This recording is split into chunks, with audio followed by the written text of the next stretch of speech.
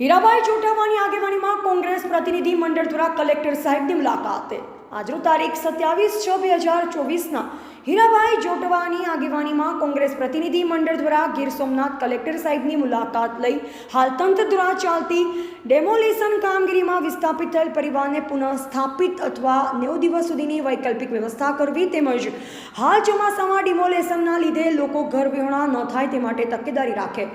તેમજ ઇણાજ અને ઉમરેઠી ગામોમાં સામૂહિક શોપિંગ અથવા ગામહાટનું આયોજન કરી ગ્રામ લોકોને ફરી દુકાનો મળે તેવી રજૂઆત કરેલ તેમજ તલાલા ફોરેસ્ટ પાસેના 16 ગામોમાં હાલ ચોમાસું હોય પેશકદમી દૂર કરવાની કામગીરી મોકૂફ રાખવા વિનંતી કરેલ જે તમામ મુદ્દાઓનું કલેક્ટર સાહેબ દ્વારા હકારાત્મક અભિગમ રાખી લોકોને રાહત પહોંચે તેવી ખાતરી આપેલ હતી। અહેવાલ વસીમ ખાન બેલીન, જૂનાગઢ। કલેક્ટર સાહેબ ગીર સોમનાથની કોંગ્રેસના પ્રતિનિધિ મંડળે મુલાકાત કરી હાલ ચાલતા ડિમોલિશનમાં નાના ધંધાર્થીઓ અને જેમને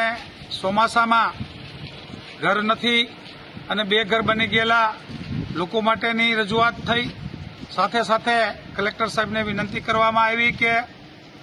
જે લોકો પેશકદમીમાં હોય એમ છતાં પણ ચોમાસા દરમિયાન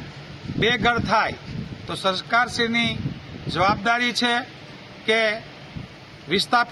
પ્રસ્થાપિત કરવાની, એમના બદલે વિસ્થાપિત થાય તો એ લોકોને પણ જેવો ભૂકંપ હોય, હુલડ હોય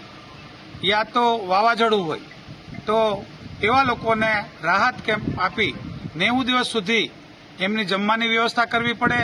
એમને રહેવાની વ્યવસ્થા કરવી પડે। એમના માટે અમે ગુસ્સાના લોકો માટેની વિનંતી કરી, સાહેબે હકારાત્મક વાત કરી અને એમના માટે જે પણ એમનાથી થઈ શકે એવી ખાતરી આપી। સાથે ઇણાજ અને ઉમરેઠી ગામના જે આસામીઓની નાના રોજગારો ધંધાઓ બંધ થયા, એમની દુકાનો કેબિનો પાડી નાખવામાં આવી, એમના માટે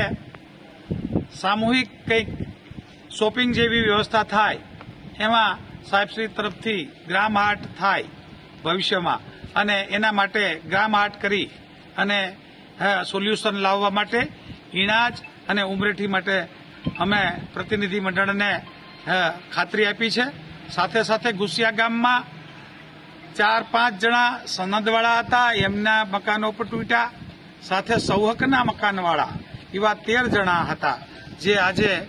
બેઘર થયા। એના માટેના રાહત કેમ્પની વાત એમના માટે ખાતરી આપી। ખાસ કરીને 16 ગામની જે હાલ તાલાળામાં ફોરેસ્ટ લોકો પાસેથી સ્વીકારીને વાત થઈ એમાં પણ પેશકદમી છે એ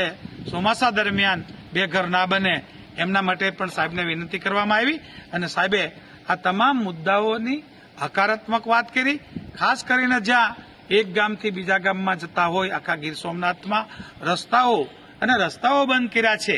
એવા લોકોના રસ્તાઓ તાત્કાલિક ખોલે અને ખોલાય એ વાતની ચર્ચાઓ પણ થઈ। એ જે વ્યાજબી છે કે જે રસ્તાઓ બંધ થાય એ વ્યાજબી નથી, એટલે આવી તમામ જિલ્લાની કોંગ્રેસ પ્રતિનિધિ મંડળની સાથે ચર્ચા કરી આજની તારીખમાં હકારાત્મક વાત રહી છે અને લોકોને રાહત પહોંચે એવી કલેક્ટર સાહેબે ખાતરી આપી છે।